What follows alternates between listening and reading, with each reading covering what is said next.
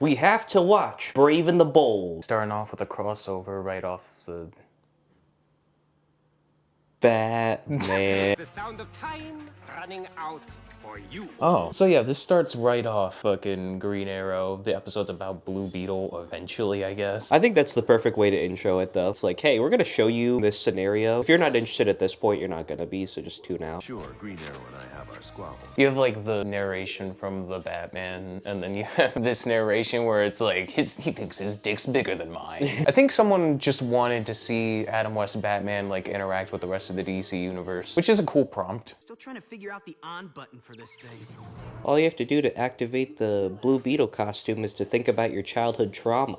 Just to remind you, he's in space now. By the way, this is the Batman show where we casually go to space and then fight people. I like how they land on some random planet and it's just war. War's just a universal concept. Can't fucking get away from it! The Great One has arrived. Fuck expectations. Kanjaro, he has returned to harvest our bodies for fuel. To what in the what? Fuck what? I'm gonna need your help. Kind of hilarious. He like shows up. They have all this hope that somebody's gonna save them. Yeah, but you guys gotta do it. I mean, you guys would be really good at fighting Tanjiro. Don't underestimate yourselves. I mean, I'll help you as much as I can. I mean, he can't take you all. I mean, none of you will die. None. This I'm is trying to decide whether I should lie or not. Fucking lie. Holy shit. Is that the narration?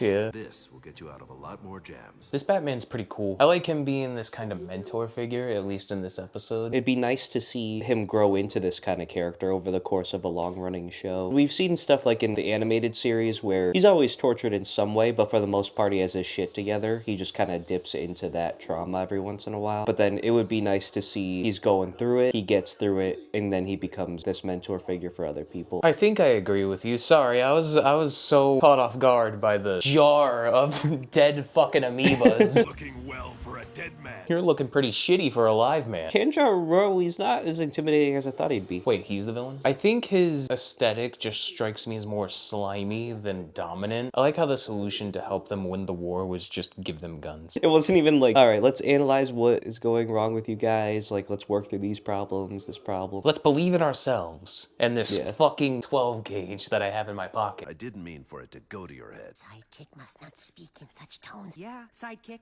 Holy shit, I'm sorry, Batman, I'm sorry. All right, help, please. Oh, he's still cocky. Yeah, so this is the thing. This is the thing now.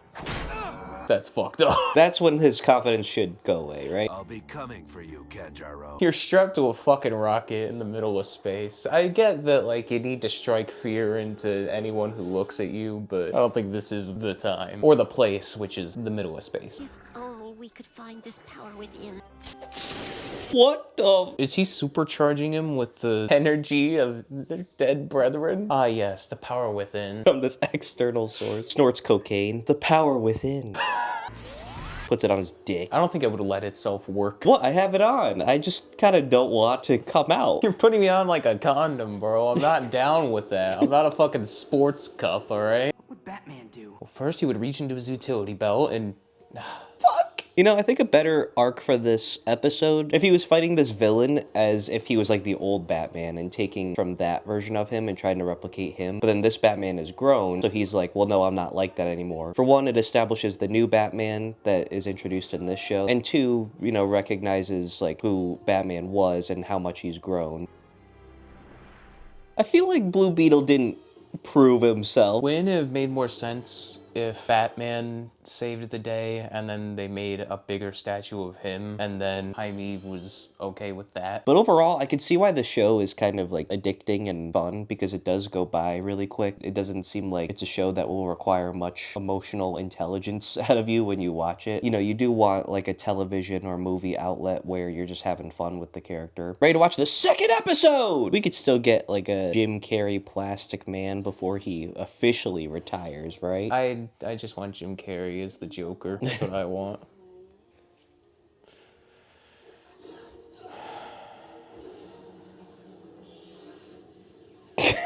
Plastic Man looking pretty fine though too. Yeah, yeah. Particularly in this shot. Plastic Man has a BBL? Oh, it's because he got that money to thicken him up a little bit. I mean, I guess like he could shape into whatever he wants. It wouldn't really count as a BBL. It's like Elastigirl, you know? What is that? Can't have a single moment of peace in this show. It started with an invisible man who was actually a zombie riding a horse with money. He teleported, and then Lady Greenfire helped them stop, and then ship dinosaur with ape, and also Plastic Man's here. Under my control. When you have mind control, do you have to tell them all the time that they're under mind control? Like, I've never tried it. you want to sleep with me? Please. Please. Saying please with the power of mind control, that's... That's the new down bad right there. Oh my god. Is that Tom Kenny? I recognize the scream. So Batman's so good at creating his own villains, he's come all the way back around to creating his own super friends. I'm very lonely. You made your choice. You could have not thrown me into a vat of acid, though. It's your choices, Conan O'Brien. You have to... Wait, what's his name? No, this was your choice. I am your mistake. Flops on the ground into like a plastic puddle. This is you! This is what you did!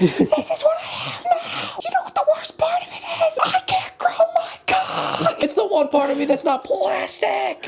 I've been damned! You know what? I'm down for the Gorilla Nation. Us humans have kind of proven that can't really hang. I'm blocking it with a technique I learned in Tibet. You fucker. Batman's a fucking asshole. Not even Superman can do that shit, but you fucking can, you orphan. You're blocking my mind control with the trick you learned in Tibet? I don't care if you went to fucking outer space. I did. What? Kite Man planned the whole thing, Your Honor. And I would have gotten away with this too. I, Kite Man, if it wasn't for you. Meh. What am I gonna fucking do? I'm Kite Man. Finally outsmarted the Batman. Did you? I think you just shot him. Hey, Plastic Man.